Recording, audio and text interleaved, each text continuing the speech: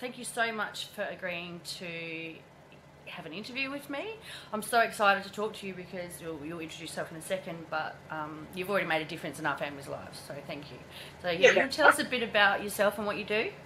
Well, first of all, thank you for having me along, Andrea. I'm really excited to be able to share some of this stuff because I'm really passionate about the things that I do and the difference that that can make for families' lives. So I am, by background, I'm a certified practicing speech pathologist, which is a big fancy word to say that I'm a speech therapist. Yep. Now, what most people don't know is that speech therapists don't just deal with lisps and stutters, that we also help children that are having difficulty with social skills, with literacy, and in my particular case, I also have expertise in helping children with feeding difficulties. And so one of the things that I commonly work with is picky eaters. Now, I became interested in that area because my son is a picky eater and actually had quite serious feeding difficulties early on in life and continues to find eating sometimes challenging.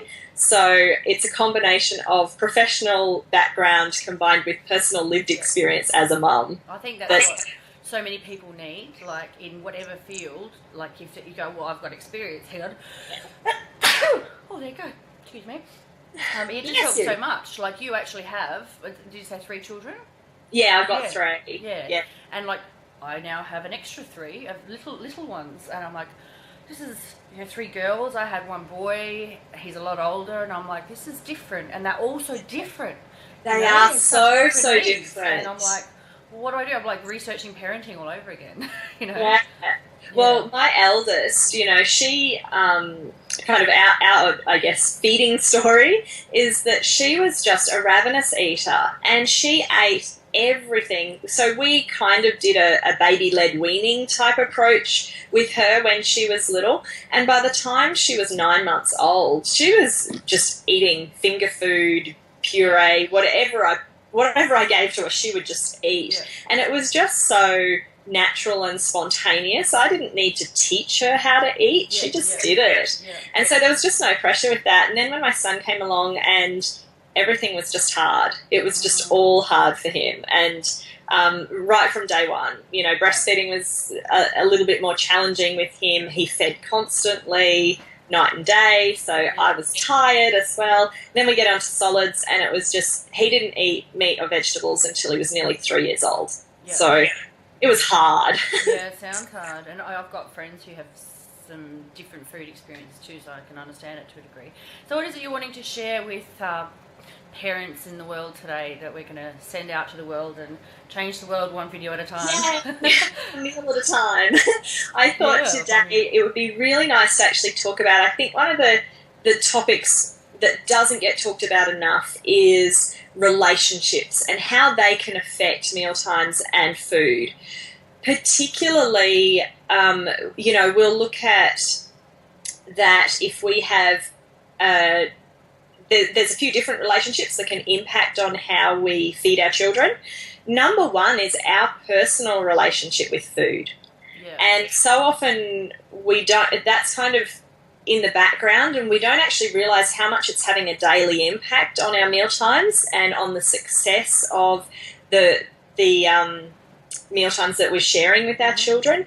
But if, for example, if we've struggled with our weight personally and we feel a lot of guilt or shame around food, or we're a little bit food obsessed, we're a master chefaholic kind of person who really just, if you're a real foodie and you just absolutely love food, your kids only like bland things with tomato sauce. Exactly. I made this meal. It took me 4 hours.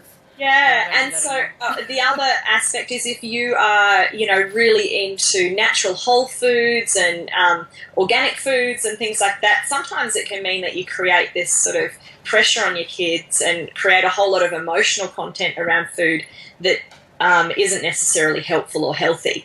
So our own personal relationship is one of the relationships that can really impact on a mealtime. And so it's important to reflect on that as a parent, and because it's something that if you don't consciously reflect on it, it can be having a huge impact and you don't even know that that's what's contributing. You'll help us understand that a bit. Go on. Cool. Yeah, the second relationship is your child's relationship with food.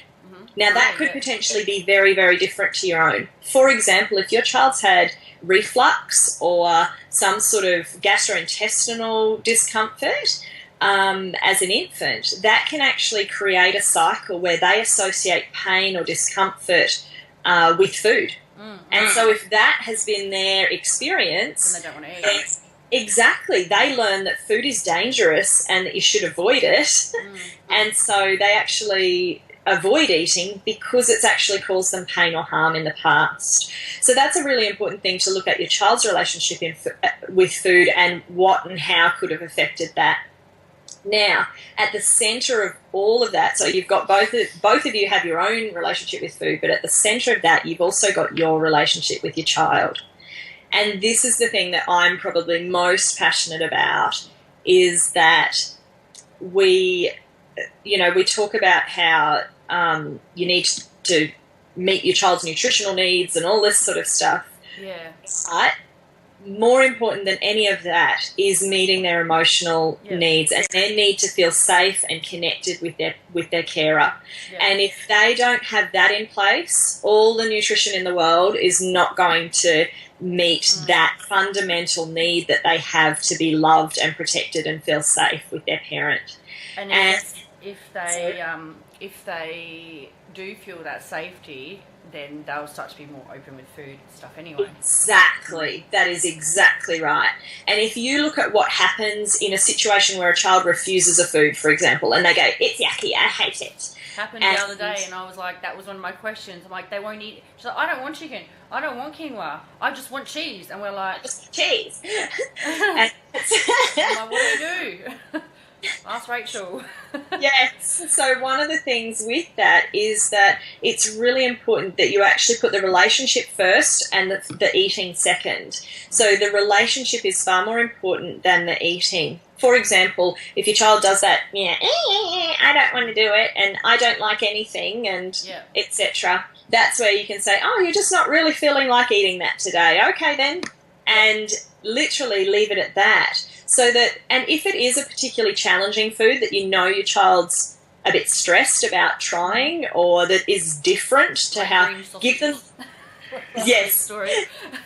Use sauce, no, yeah, give them some forewarning that it might be a little bit, that the presentation might be different. That's a good little strategy. Yep. The other one is talk them through it. So that you're, instead of going, you have to eat the food, and it's this fight with each other where the child is not only feeling threatened by the food, but they're now feeling threatened by you as well. Oh, and once you hit that fighting point... I've done that. I'm like, we've done time out, and I'm like, okay, bad. But you're just trying to figure it out, which is why people like you go on, sorry. And we're just trying to look after our kids and love our kids and protect them and nurture them. And I think that's why mealtime is, because it's such a fundamental thing. It's a really raw, primal drive as a mother to feed your children and nourish them. Yeah, you want them to have meat and broccoli and beans and stuff, Your brain. And exactly. I'm not eating green trees today. Yeah. So, I think that's probably the number one thing that I see. So that leads in nicely to the reason why I think we get that barrier point where mum's fighting, kids fighting, it's because both of you are actually coming at the mealtime from totally different perspectives. And what hasn't actually been implemented is the fact that the child and the parent actually have different roles to play in the mealtime. Yeah. So this is something that, Andrea, you and I spoke about on the phone the other day. And so just for everybody who's listening in today, I'll just explain a little bit about what those roles are.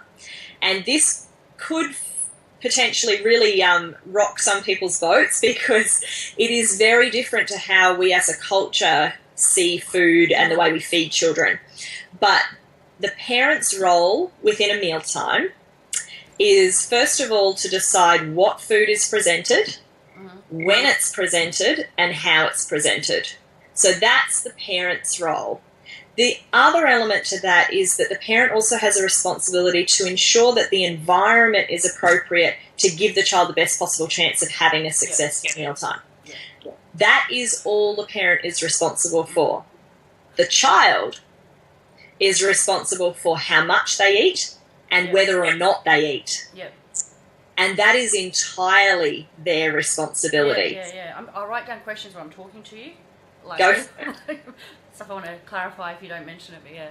Absolutely. Well, it's like the other day with Brooklyn, my middle stepdaughter. Like I said, she didn't want anything, and all she wanted was cheese. And I'm like, well, we're not actually going to let her have heaps of cheese. She can have some cheese, but it wouldn't actually be good for her tummy to have lots of cheese. Exactly. And our default was like, well, like I said, it's now. Well, the only other thing is toast, because there's the other two options, in the end. But I don't even know what to say about that. But sorry, I cut you off again. It's too interesting. No, that's fine. No, that's a perfect example, Andrea. So, you've offered meat veg, and your daughter's gone, nah, I want cheese.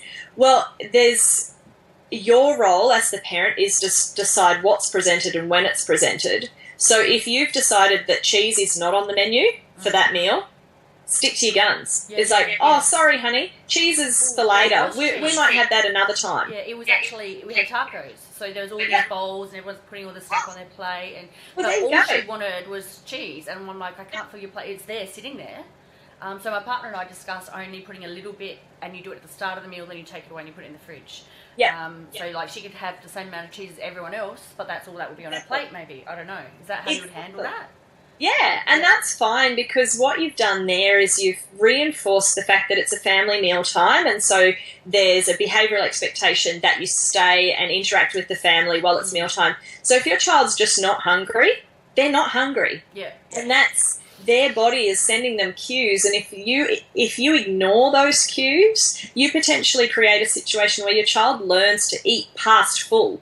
Now, that might not matter while they're a little active, busy, growing body, but what happens the moment they hit adulthood, their metabolism slows down, they stop growing, and they're eating past full.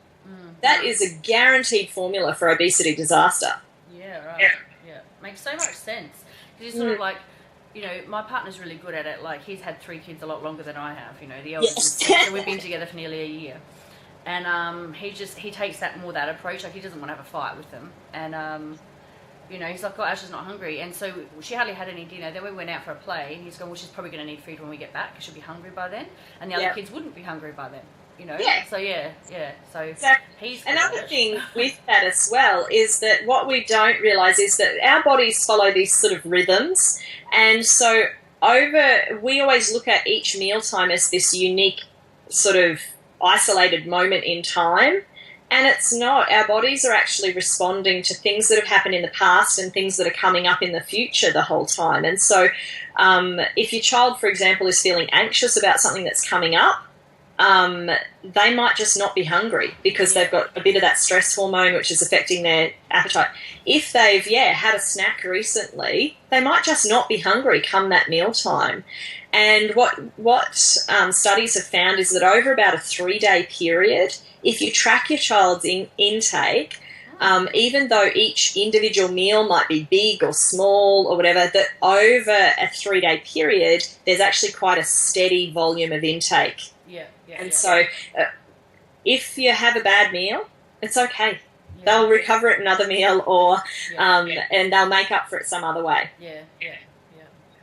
And so that's why it's important to let them decide how much they eat and whether or not they choose to eat at the time that you've presented. Well, when my son was little, it was so stressful, and dinner, I said it to my partner, dinner became just a, like a battleground, and I tried all these strategies just to get him to, if we actually sit in the lounge room on the couch, and have the TV on, he'd just be distracted and eat, and, try to just find these different ways to just deal with it because it's so stressful.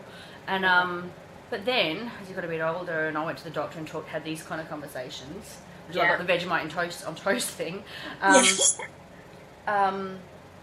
If Johnny had a growth spurt, he would eat me out of house and home. Yeah. And I was like, then when he was like 4, I was like, and he started doing that, he'd get a little tubby and then he'd stretch, and tubby and stretch. And there was sometimes in life he wanted 2 sandwiches at school, and sometimes in life he wanted 1 and he wouldn't even eat it. you know. Yeah. And then I was like, well, when he wants 2 sandwiches, I know he's growing. He's like, oh, so hungry, I need 2 sandwiches now, you know. So it's just Exactly. Yeah. Well, that's my eldest. She said to me after school holidays had been going for about a week, the most recent school holidays, and she said to me, "Oh, Mum, I think I just don't eat much anymore," she says to me. And I said, "Really?" And she said, "Yeah, I used to eat heaps, and now I just don't eat much." And I said, "Sweetie, you haven't been doing swimming training." Yeah, exactly. So her body's gone, oh, I don't need those extra calories, and so it adjusts naturally. Yeah. And that's what happens when we actually let our bodies learn to follow that hunger satiation cycle, and when we learn to listen to our own body's cues, our bodies learn to self-regulate. If we don't let our children's bodies learn to do that, which we don't know what cues their body are sending them. And so even though for us we go, you haven't eaten enough, it doesn't necessarily mean that that's the case. Yeah. So when they decide halfway through a meal they're finished. They're finished. Yep. They're finished, and that's okay. The only caveat I would say is that if your child is underweight or has a specific risk of malnourishment generally in their diet, then seek professional help because, for example, my son, if I had have just gone, oh, well, if he's not hungry, he's not hungry, he would have ended up malnourished and severely underweight. I mean, even as it was, he ended up underweight for a solid period of time. So he just doesn't get hungry. So that's which there are children that have conditions like that. So just be aware of that. And if you are concerned about your child's weight or then definitely get professional help. Oh, that's awesome. Yeah, I have a friend whose child, he used to only eat yogurt, and then he got sick. I think it was like a reflux throwing up experience. And he ended up in hospital, and then ever since then he hasn't eaten. Yeah, he actually used to eat, and he literally doesn't eat. Now he's peg fed. Yeah, and that's again that experience stuff can really affect things. Yeah. All right. Well, thank you. That's awesome. You're welcome. We've got another. Shall I just ask any questions about that now? Yeah. Have any? And then we'll do the next bit. Yeah. Cool. Well, you've already answered this one. I said, what if they don't eat the nutrition they need? I don't want any of it, I only want cheese, so we dealt with that one. Yep. That's awesome. What would you say is a good environment? You said we have to make a good environment. It's kind of you respond to your kids or like... Great question. So we've been thinking about feeding them outside sometimes, especially messy food. Yeah. Well, we've got a dining table out there. Yep. And they've got their own little picnic table as well, and sometimes we eat out there. But what would you say? So a good environment is one where the child feels like there's enough consistency for them to feel safe, but there's also enough variety that they're feeling interested and engaged in that mealtime. So one of the number one things I would say about having a good environment is that it needs to be positive. If you're starting to get stressed or your child's starting to get stressed, mealtime's over. Yeah, right. Just be done with it. Yeah. And so just keep that focus on the relationship. If you're doing that, you're probably setting the right sort of environment. And the other thing is letting them play with food and explore food in their own way. If they, as long as they're not doing anything dangerous with it, then that's like we're thinking, does a good environment mean you always have to be at the dinner table? No, not at all. We're talking about having picnics at the park, or even on the lounge room floor with a rug, or we fed them in the backyard on a rug. Yep. Yeah. One of my kids' favourite memories was actually I'd had some things on, and my husband had finished work early, and so he'd quickly cooked up some fried rice, chucked it in a container, and met me at the park near where I work. And so the kids and I sat down on the table at sunset and ate fried rice at the park. Yeah. And the kids they talked about that for ages afterwards. Yeah. And it's because it was this whole, we usually have a lot of our family time stuff is often on the weekend. Mm-hmm. And this was midweek, and so the kids were like, "Oh, we're going out on midweek," like it was this big thing. Yeah, Jason, my partner, and I were talking about it the other day about how you were saying if they have an association with always I have a bottle at Dad's house, but then you go here and you're using a cup somewhere, and how that and then we were thinking that maybe if you had more out experiences, they could get used to things, and then you can integrate it back at home, maybe.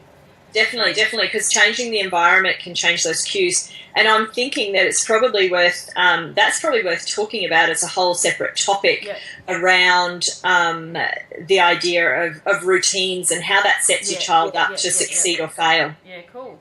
I think that's, probably one other question on that one is managing, like, it's kind of like the cheese question, but taking too much of one thing. So would you just say, someone with cheese where it's a topper and the kids are prone to literally want to eat it by handfuls because it's a treat, kind of, because they don't have it all the time. Would you just take it off the table and put it away once you've done that to remove that temptation? Because there's probably no other foods that I would say don't overindulge in, because we've got some lactose intolerance concerns, and we use lactose-free cheese, but there's also theories that it's a different kind of protein that's causing the issue, so we're just like, so actually one of the most common forms of food sensitivity is actually cow's milk protein intolerance. It's one of the most common food intolerances, and so people think it's lactose, but it can actually be cow's milk protein rather than the lactose. So with that sort of thing, cheese in particular is renowned for causing constipation. So if you've got a little one who's a bit prone to that, then your job, remember, as the parent, is to control what's presented when and how. So that's where you decide. The what also includes what size is offered. You know, I'm almost wondering, you could actually, we've got lots of little bowls and stuff like that. You could almost put a little bit of cheese in each little bowl, and that's you can have as much as you want of that cheese, and that's your own cheese. And if you don't want it, you don't have it. And if you want all of it, you can have all of it. It might be a way to do it. Because it stresses me out a bit, because I've only just learned about that protein thing myself, and my doctor's saying that's actually what's wrong with you. It's not actually lactose. You need to get the A2 milk, and if you are lactose intolerant, you need to have lactase. And I'm like, just give away the dairy. But all right, well, I don't have any other questions on that one. That's it.